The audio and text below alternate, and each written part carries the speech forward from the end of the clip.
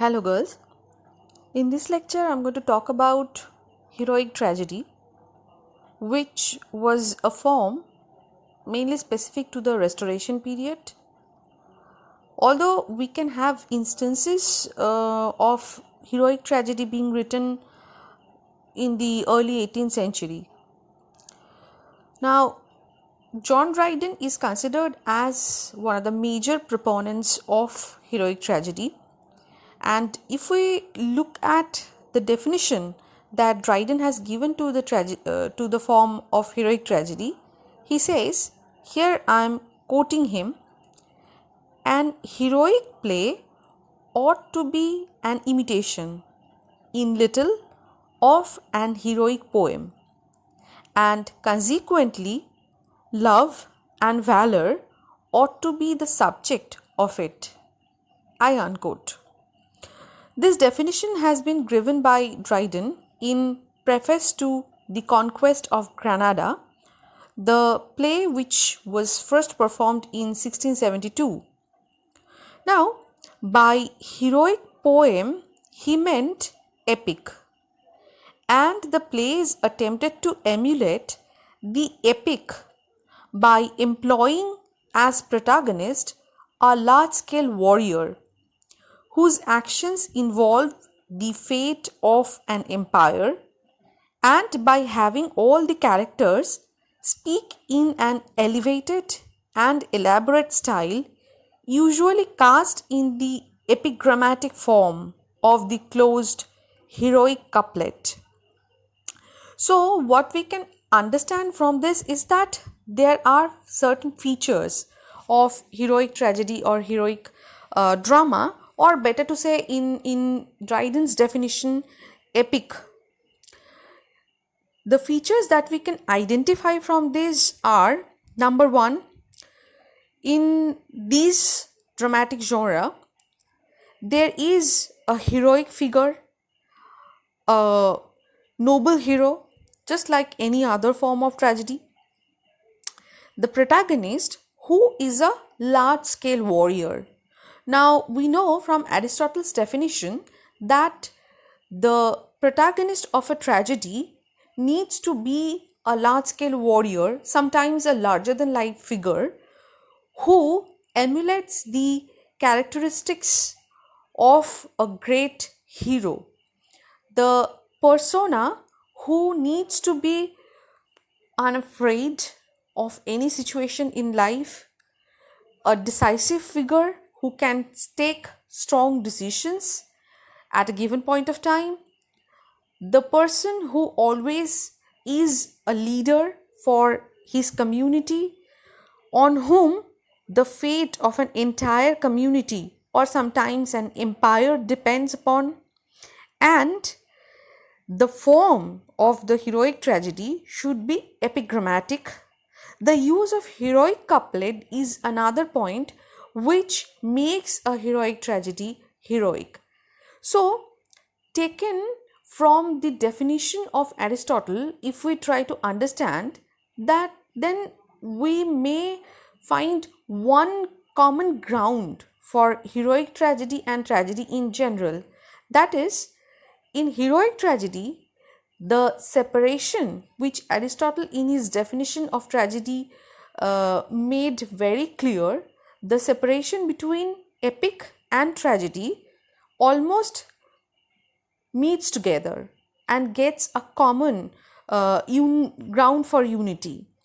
So, in his definition, Aristotle very clearly stated that epic is a form which is narrated, whereas drama is a form which is portrayed, which is performed. So, drama therefore involves action, whereas epic does not involve any action. It is rather narrated. But in heroic tragedy, with the use of heroic couplet and a form, epigrammatic form, we can find a common ground where these qualities from epic and tragedy are kind of merged together. Now, the protagonist is definitely a noble hero and heroine, they typically are represented in a situation in which their passionate love conflicts with the demands of honor. So, in the definition of heroic tragedy given by Dryden, we also find this to be an important aspect where love and honor are in conflict, and the protagonist is in a position to select one over the other. Then, with the hero's patriotic duty to his country, again his love and honor sometimes are in conflict. So, if the conflict ends in disaster, the play is generally called an heroic tragedy.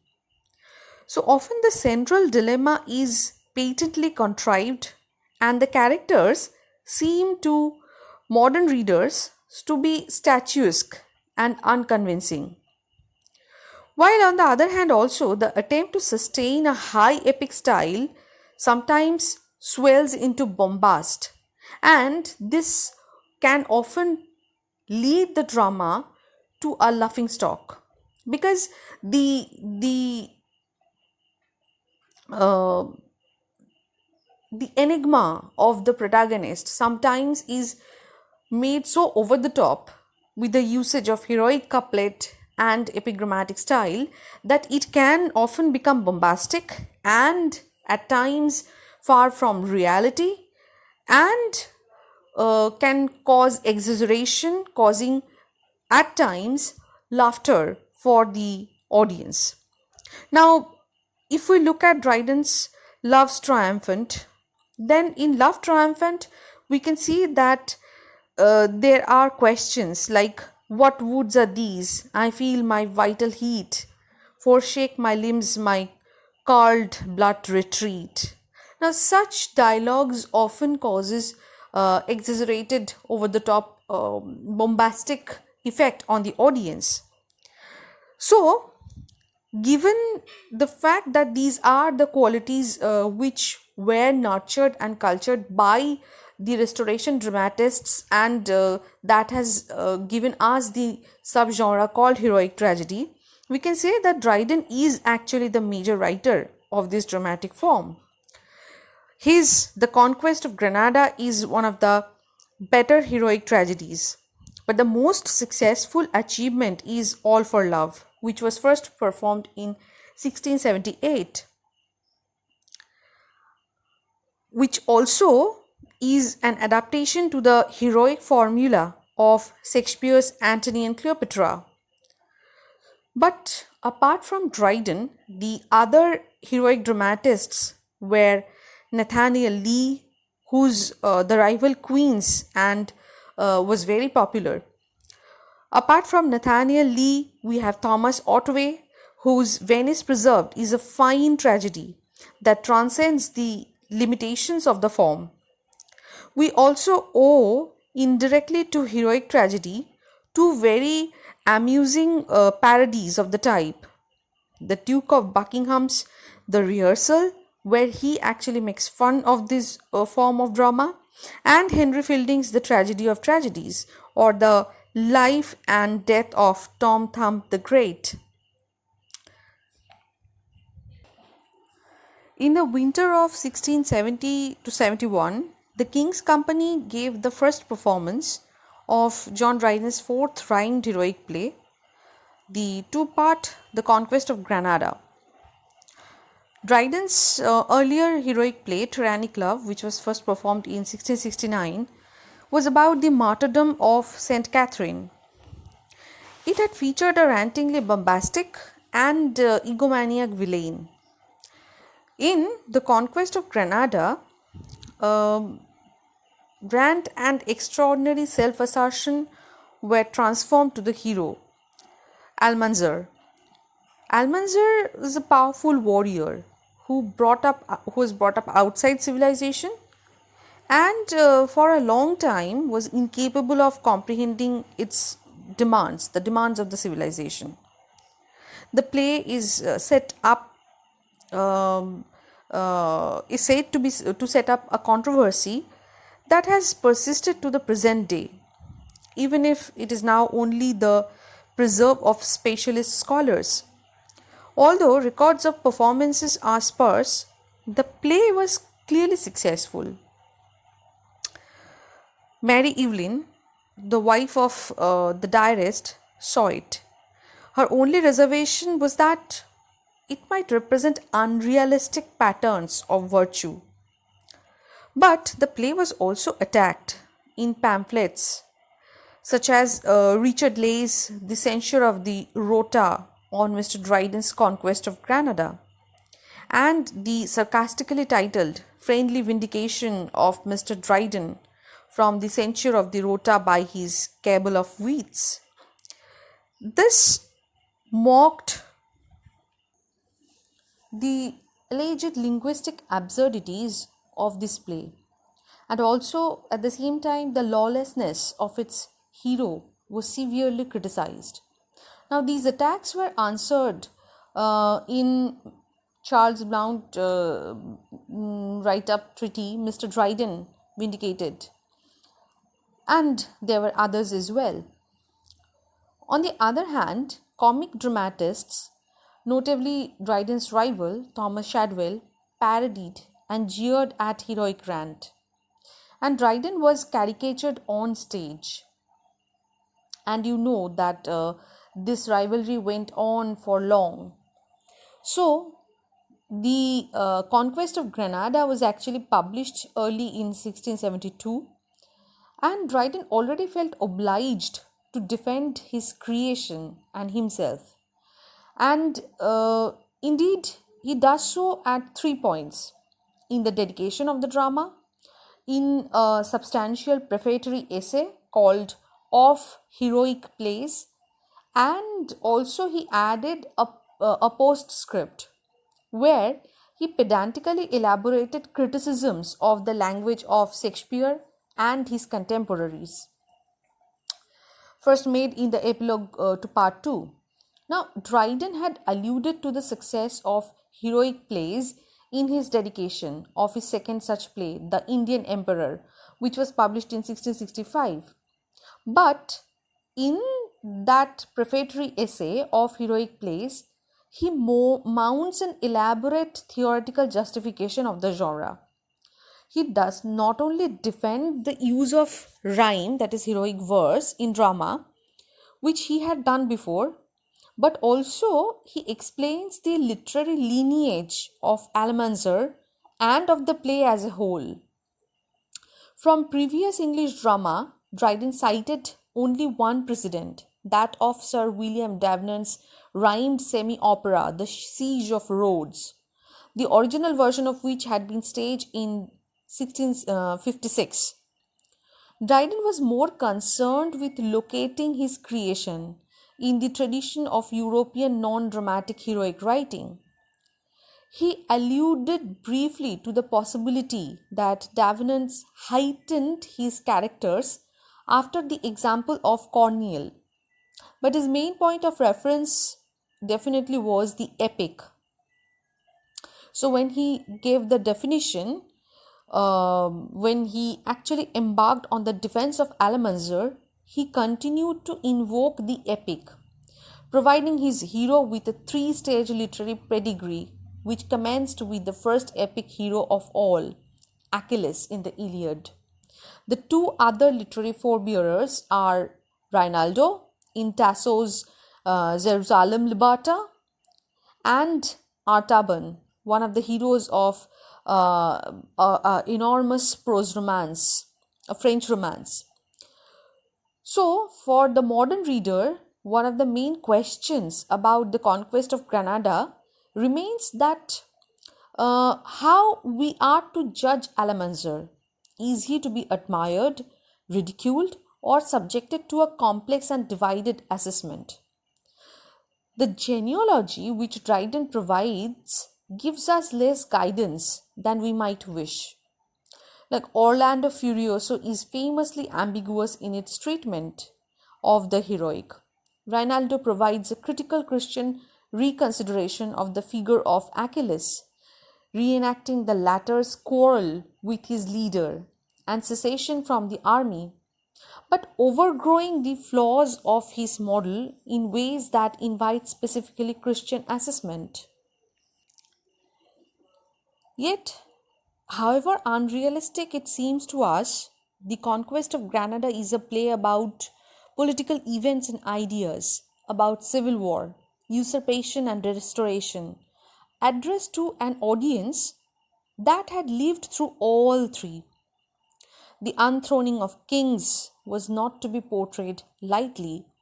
So, the enigma which is portrayed through the conquest of Granada, the magnanimity of the subject matter, very much suits the form which has been used by Dryden in this case. If we look at it, then for many years there was a sterile debate about the origins of the heroic plays.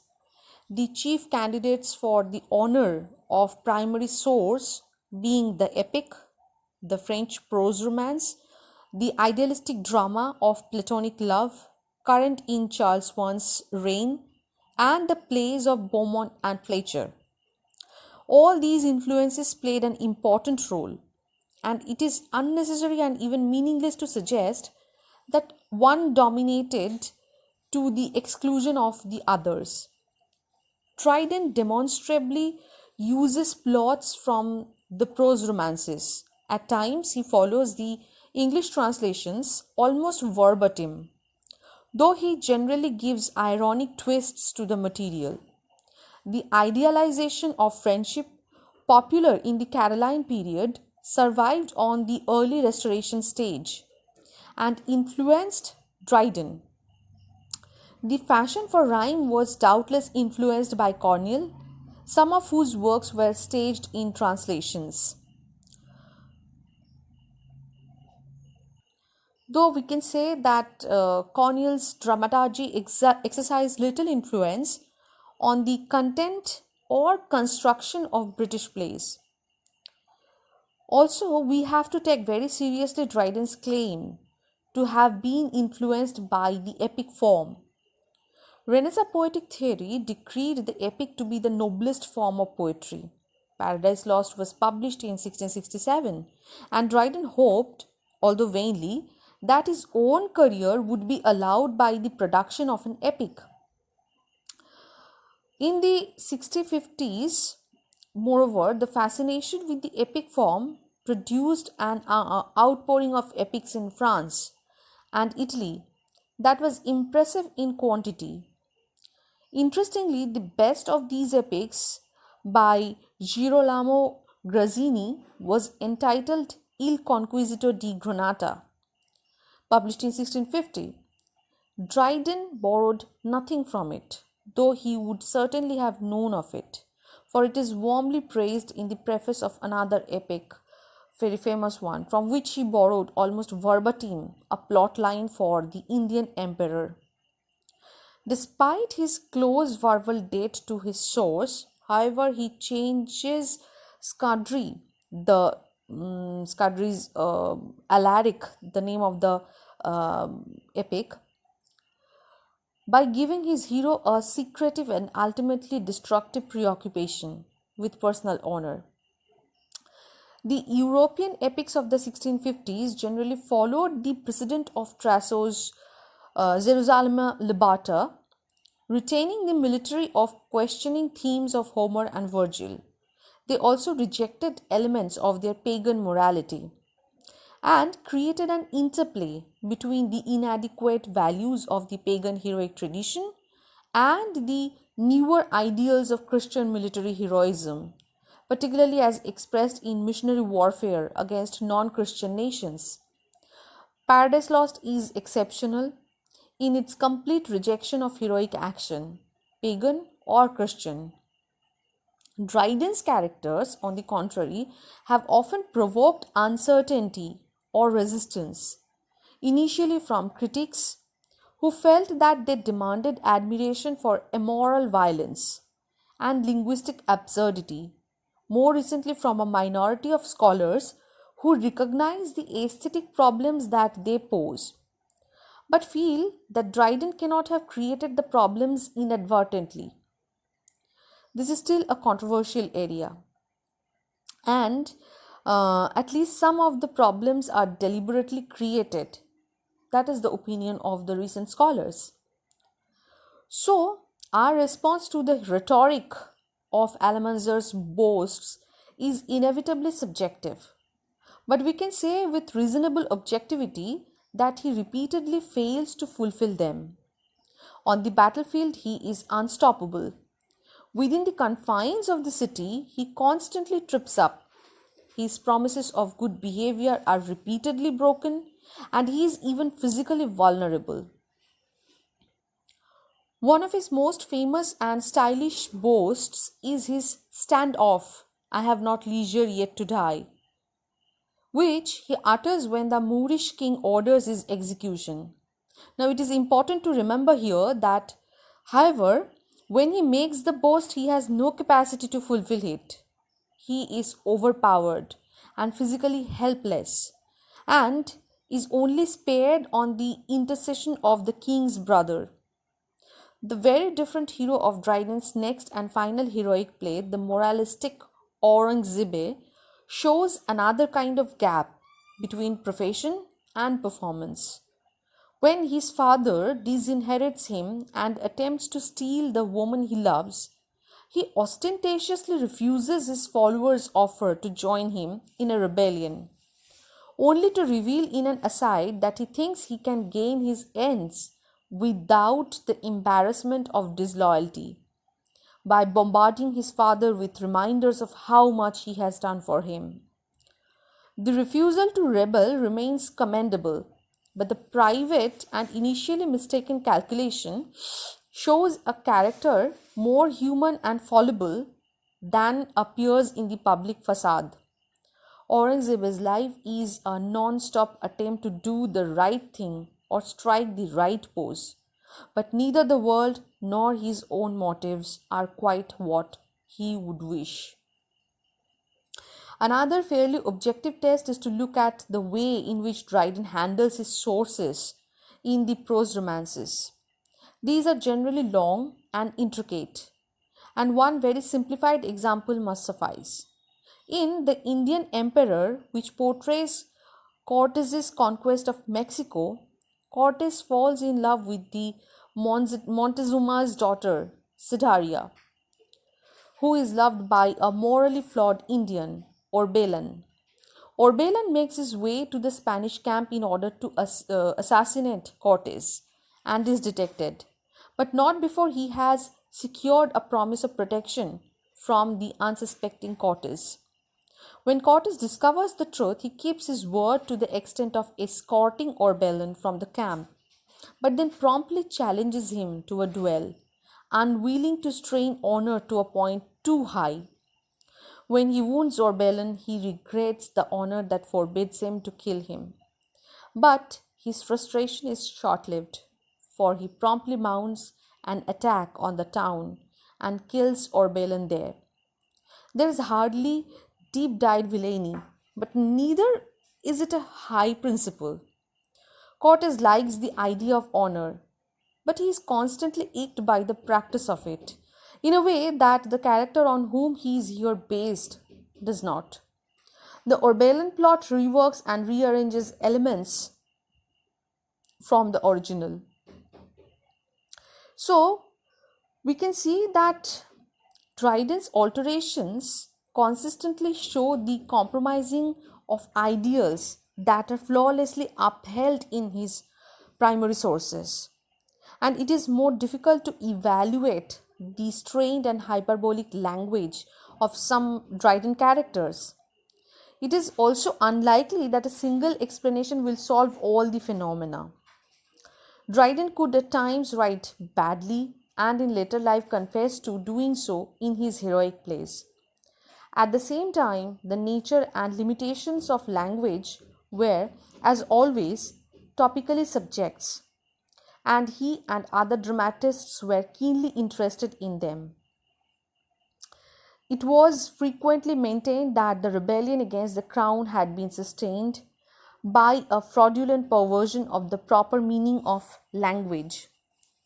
Political and religious concerns with the abuse of language mingled with concerns emerging from the growth of experimental science, which fostered a belief that for millennia men had explained natural phenomena by empty verbal formulae corresponding to nothing in the real world, such as Aristotle's accident and substance. The philosopher Thomas Hobbes emphasized that linguistic meaning depended on agreed social compact. The linguistic abuse could give rise to dangerous intellectual and political error, and that the shared public medium of language could easily splinter into private systems of meaning. The existence of private linguistic systems within the shared public discourse fascinated Restoration dramatists. If Dryden may at times simply be writing badly, there are other times when he is clearly examining the nature and even the origin of language. In his tragicomedy Marriage a la Mode, for example, the scatty social climber Melantha acquires her day's supply of French words by learning them from her maid, whom she rewards with items of cast-off clothing.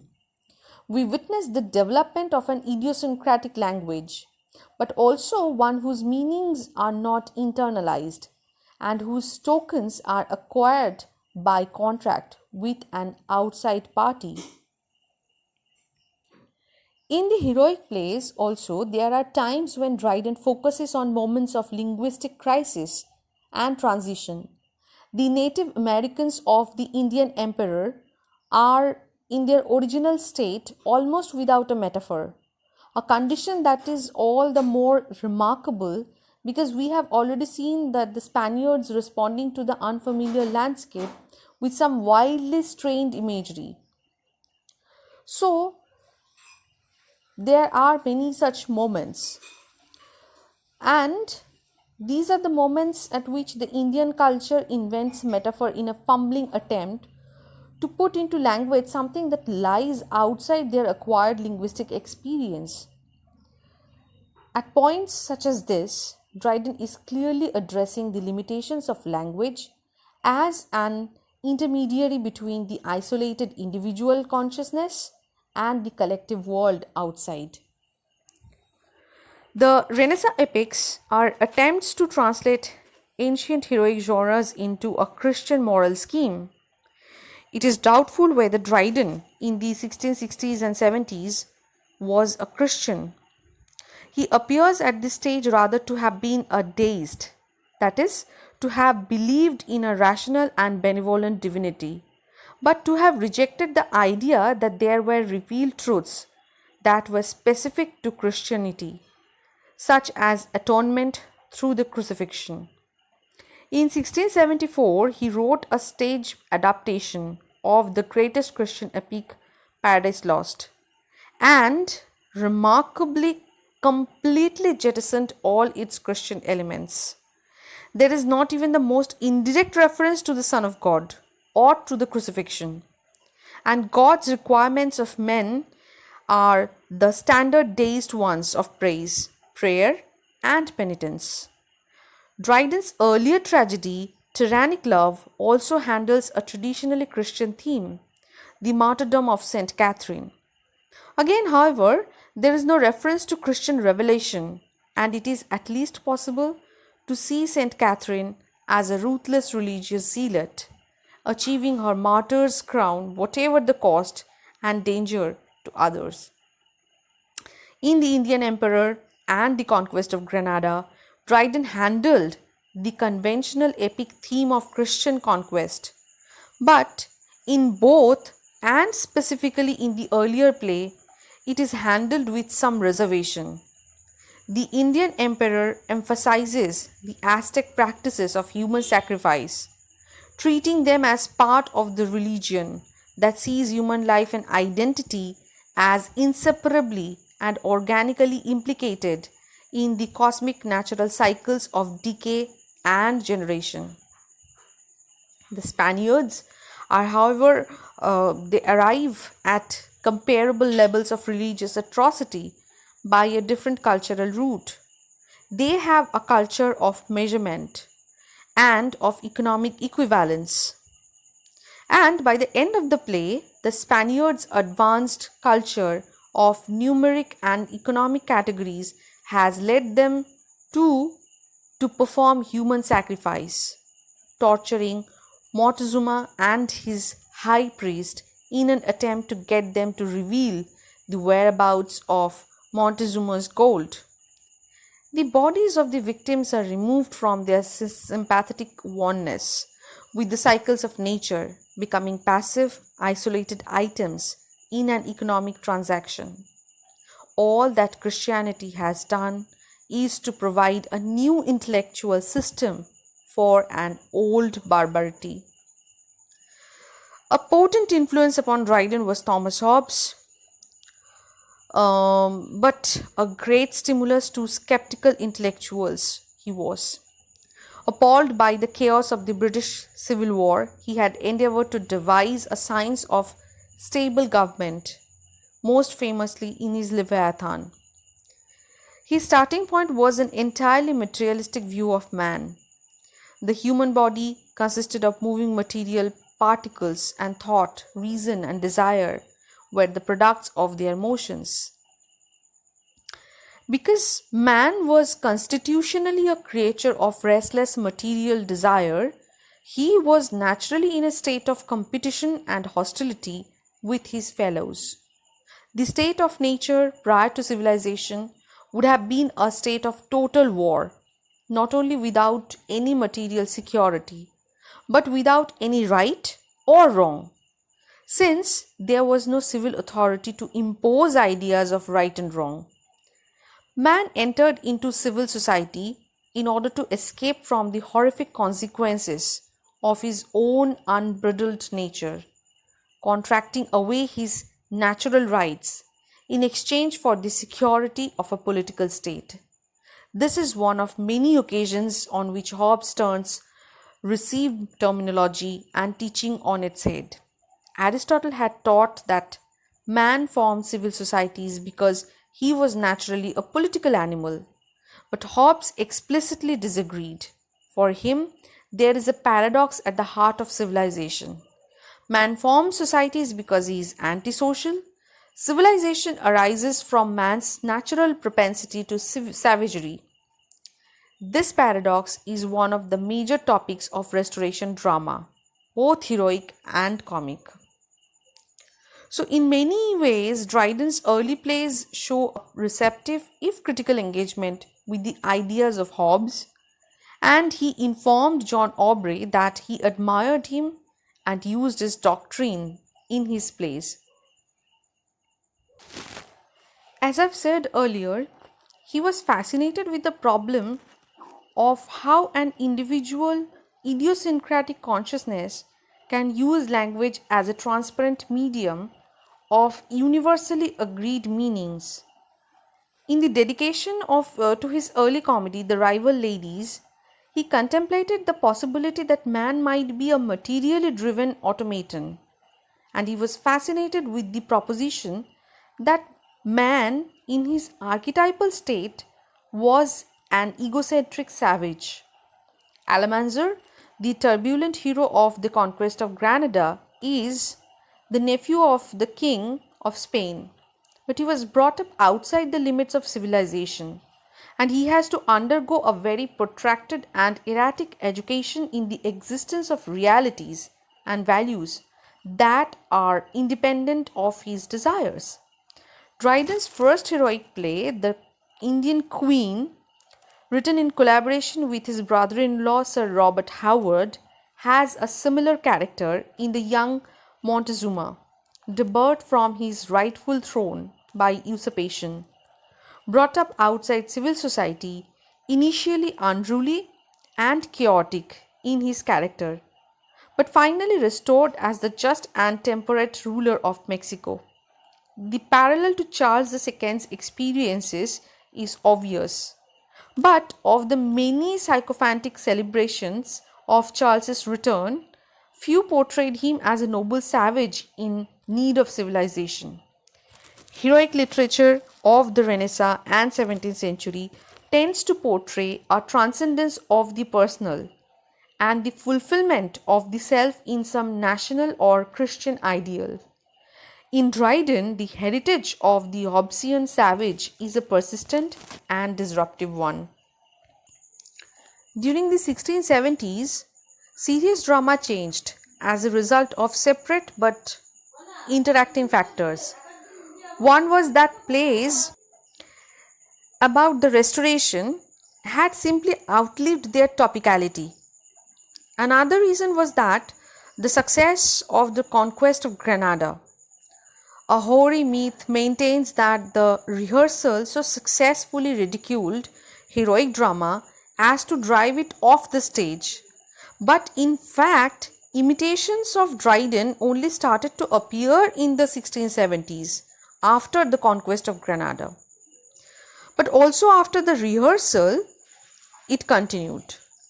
There was a deluge of conquest, siege and destruction plays, such as Elkanah Settles The Conquest of China and John Crown's two-part blockbuster The Destruction of Jerusalem. Though these change and diversify the heroic play. If Dryden is different from Orrery, Dryden's epigons are different from him and each other. Another factor was the appearance of a new generation of dramatists, and a final one was growing fear of, in Andrew Marvell's phrase, popery and arbitrary government. It had long been clear that Charles's queen, Catherine of Braganza, was not going to provide him with an heir, and that the succession would devolve upon Charles's authoritarian, inflexible and stupid brother, James, Duke of York, whose defects were reinforced by the dangerous virtue of military courage.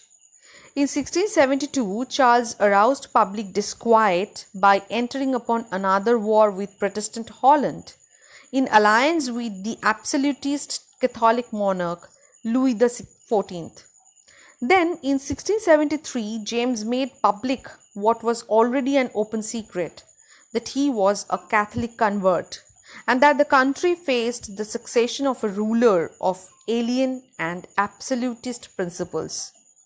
These various factors produced a marked shift in the character of drama. Plays about the Restoration petered out. What follows is drama about the problems of an uncertain succession. An early example is Elkanah Settle's Cambyses. A characteristic of Settle's plays is that they explore the moral and epistemological enigmas that bedevil justice in an absolute monarchy. What happens when the ruler who is the arbiter of justice is in any sensible construction of the term a criminal? Remains the question. The problem is not only one of practical response to the situation, but of fundamental definition. If the king is arbiter of justice, by what standards beyond himself can he be termed a criminal? So these are the questions that revolve around Settle's play. When the alternative finally did emerge during the attempts to exclude James from the succession in favor of Charles's eldest illegitimate son, the Duke of Monmouth, he was one of the leading exclusionist dramatists, though he changed sides with unusual unattractiveness when exclusion was defeated. Disquiet about the succession is evident even in Dryden. In 1680-81, he emerged as the most memorable defender of James's cause, but his last heroic play, Aurangzebe, shows the succession going to the best candidate after the elimination of two elder claimants who, with suspiciously James-like characteristics. One is brave but unforgiving, the other's a bigot of the Persian sect, who by a foreign interest seeks to reign. Probably an allusion to James's Catholicism and to his association with France. As indicated earlier, Aurangzebe is not quite a paragon. He has the flaws of the rigid idealist, destructive intolerance, and lack of self knowledge. But he is the best that is on offer, and he is not initially the first in line. If Settle portrays confusion confusedly, there is more purpose in the works of the two best tragedians to make their appearance in the 1670s, Nathaniel Lee and Thomas Otway. Both were instrumental in moving serious drama beyond rhyme tragedy, and both found their mature voices in doing so, though it is their early plays that concern us here. Otway's first heroic play, Alcibiades, first published in 1675, portrays a disjunction between individual codes of honor and the public sphere in which they are pursued. Its hero has the traditional ideals of love and honor, but they are erratic in operation and are at odds with their social setting. Alcibiades has been exiled from his native Athens for sacrilege and is displaying his prowess and honor on the side of his country's enemies. He is also disastrously out of touch, carelessly consoling an amorous villainess by saying that he would love her were it not for her husband and his mistress, and thereby promoting her to murder both. So, what is particularly striking in the drama of this period is a fascination with the figure of the lustful or rapist tyrant. In drama of the 1660s, usurpers attempt rape. Now, legitimate rulers can attempt it and sometimes succeed. The tactful criticism of royal sexuality in plays such as Mustafa has been replaced by violent outrage. One cannot crudely say that all lustful strange rulers are direct representations of Charles II, but the portrayal of stage royalty in the 1660s has been visibly linked to the cult of the king. Charles actually loaned his and his brother's coronation suits to the theatre for a revival of Devnan's Love and Honor and for Ore's The History of Henry V. The diminishing celebration of the king and the growing portrayal of tyranny inevitably suggests a change of climate.